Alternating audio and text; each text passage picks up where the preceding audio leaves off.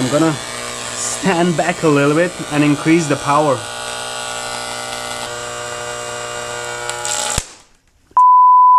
I'm hoping that at least the capacitors are not charged anymore. Let's try them out. Okay, let me show you how well it works. First, without the anti-pair.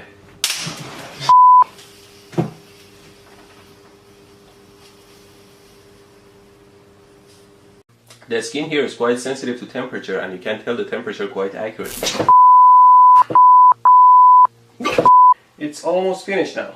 Just need another piece of wire. Oh sh**! What did I do? What the f*** did you do? I'm fine, thanks. Idiot. What? I can't even play music from it.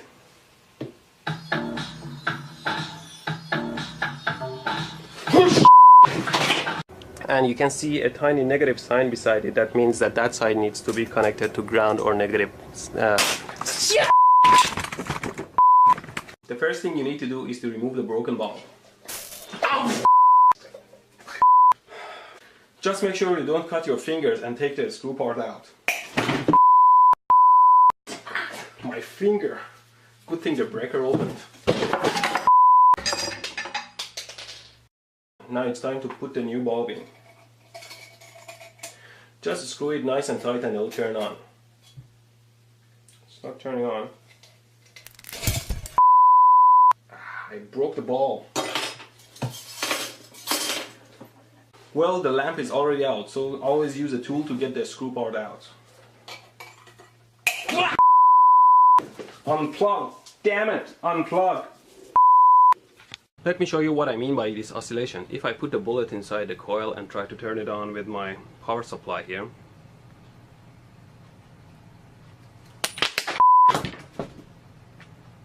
Well, it's always safer not to work with live loose wire, so instead I'm using these alligator clips here. I put the bullet in and turn the power supply on so you can see what's going on. There you go, you saw what happened. Oh, shit. This power supply can generate 20 volts, 150. Well, you see when I short it, the voltage goes almost to... Although this power supply can generate huge amounts of current, it can't send it through my body because it's only set to 20 volts. I can't even feel it on my fingers. I like to put it on my tongue, but before that, I have to reduce the voltage to something like 1 volt because, you know, the resistance of the tongue is much smaller than the skin.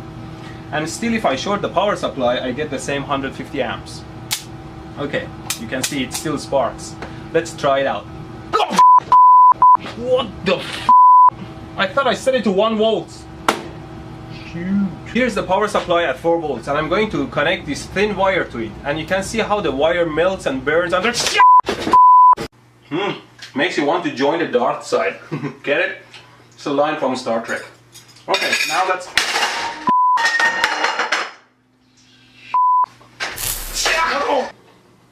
Always be aware of your surroundings.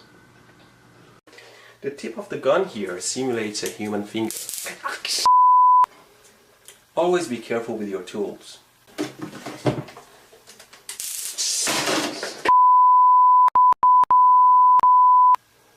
Because now the board is charged to the same level as the gun and it doesn't jump anymore. But right now I'm touching the wires and I can't even feel it because the voltage is not high enough.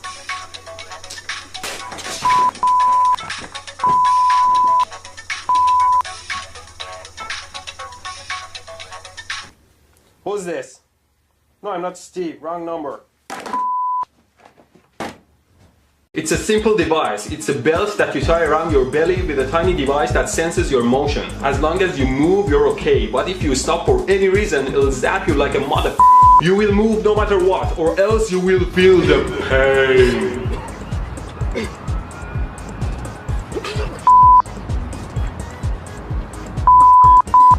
The device may often false trigger.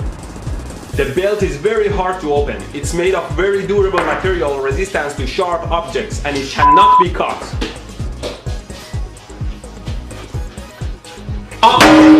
So you will run until the batteries die or you die. Just kidding, we have never had failed batteries. The device is very simple. It runs on 2 AA or AAA batteries and has 2 electrodes on the bottom and turns on with a switch.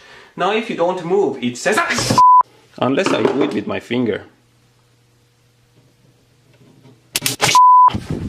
With this revolutionary device, with the flick of a switch, you're ready to But the first thing to remember is that there are a lot of bits and pieces and small and large screws that go in a camera. So always remember what those were and store them nicely to avoid losing them. Now let's take a look at the camera here.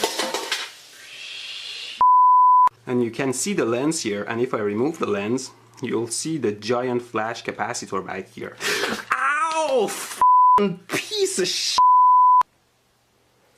Apparently the flash capacitor is holding around 300 volts of charge in it, and it can hurt a lot if you touch it. Try to turn it on and retrieve all the